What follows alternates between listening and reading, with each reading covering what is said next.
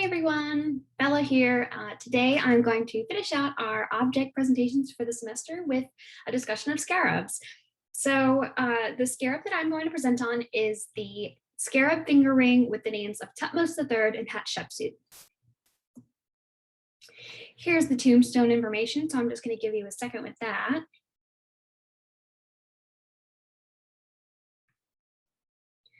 So this object is from the tomb of the 3 foreign wives of Thutmose III, which should feel pretty comfortable since both Alyssa and Jessica have presented on objects from there. It dates to the 18th dynasty, which is in the New Kingdom, and it's made of gold and lapis lazuli. The diameter of the ring, so that will be from here to here, is 2.5 centimeters or 1 inch, and the length of the scarab is 1.5 centimeters. So this is quite small. This is from the Metropolitan Museum of Art, and there's the accession number. So what you're looking at here is a ring, and the front side of the ring is designed to look like a scarab beetle. So this beetle is carved in raised relief, and here you can see all the different body parts. You have the head. This middle section here is called the pronotum. This lower half is the abdomen. On top of the abdomen are these 2 wing covers, which are called elytron. They're separated by a suture down the center, and across the middle, they're separated from the pronotum by the scutellum. And here on the side, you can see the hint of legs, but they're not so obvious because of the gold casing. It is mounted on a bezel that swivels, so you can turn it to show the inside of the scarab or the backside of the scarab. This is carved in sunken relief, and you see the gold casing. There's another circle incised there. You have some hieroglyphs at the top, some hieroglyphs at the bottom, and you have these 2 cartouches. They're kind of difficult to make out because of the darkness of the stone, but I'll show them in more detail later. The inscription on the back reads, "Good God, Menkapare, given life, and the good goddess, Ma'at Kare, may she live." So Menkapare is another name for Thutmose III, and Ma'at Kare is another name for Hatshepsut. So just for a little bit of comparison, most scarabs are actually made of what's called glazed steatite, and that is that greenish color. So most scarabs that you'll find are actually this greenish color, which is what makes this one so abnormal. It's made of lapis lazuli. So this scarab that I'm using as a comparison is also from the Met, and it's also inscribed with the throne names of Thutmose III and Hatshepsut. So again, you're seeing the same body parts of the beetle. What's interesting is that I want to think about how the shift from using glazed steatite, which is very, very common for scarabs, instead using lapis lazuli, how that ties into a statement about elite power and also connection to divinity, as we've established, being the hair of the gods, and that makes it a super powerful talisman for rebirth and for the afterlife, just by material. And again, gold is skin of the gods, another material associated with divinity, associated with immortality, very, very helpful when you want to transition to the afterlife.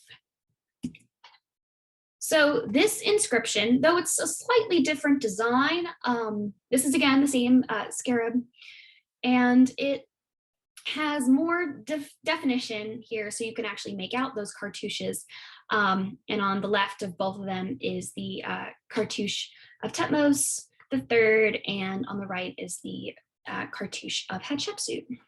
Something that I spent a lot of time thinking about was, not only do you have the protective power of the cartouche, which is the encircling of a name, but you have here, and it's mimicked over here, but this one's more defined, so I'll use this one.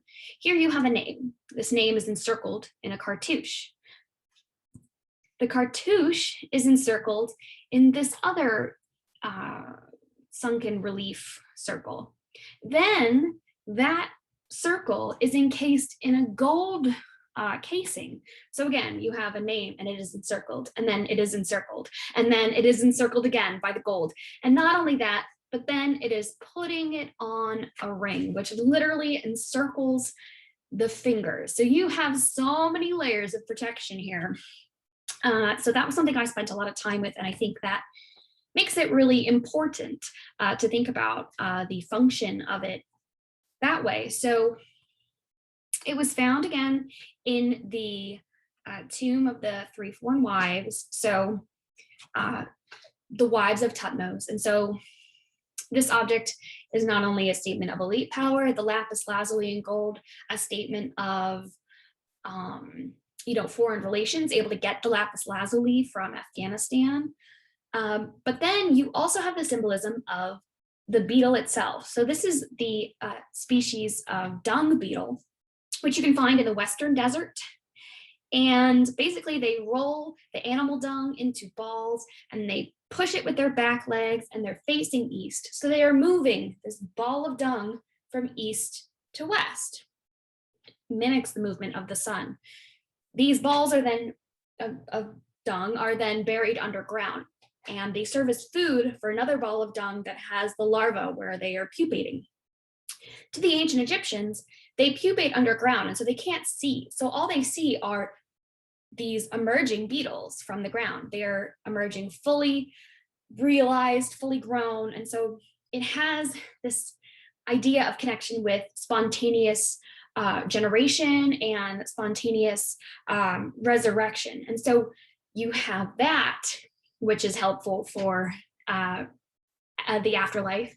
Then you have the idea of connection to the gods, which is helpful for the afterlife. And not only are you thinking about the actual life of the beetles, but you're thinking about how it could be analogous to the Egyptians, that they see these beetles pushing a ball of dung east to west, and make an analogy of the movement of the sun, which is also very important in transition to the afterlife. So a little bit about scarabs. In ancient Egypt, we see scarabs being used as a motif in jewelry as early as 2500 BC, and being used as seals as early as 2000 BC. And I mention that because this is part of the assemblage that this ring was found with. It was found with a number of other, not only scarabs with inscriptions, as you can see here, but also with a cylinder seal. So it is theorized that this functioned as a piece of jewelry, as amuletic, helpful to transition over to the afterlife, but also as a royal seal. They say that it is functionally too large to have been worn by a woman, and it is found in the tombs of the foreign wives. But I think there's still something to consider there, given the wives' connection to the ruling pharaoh, Thutmose III. Here are my sources. They were really interesting reading about bugs. Never thought I could read as much about and be so passionate about both pots and bugs. But here we are. And yeah, if you have any questions, let me know. I'll be happy to answer them. Thank you.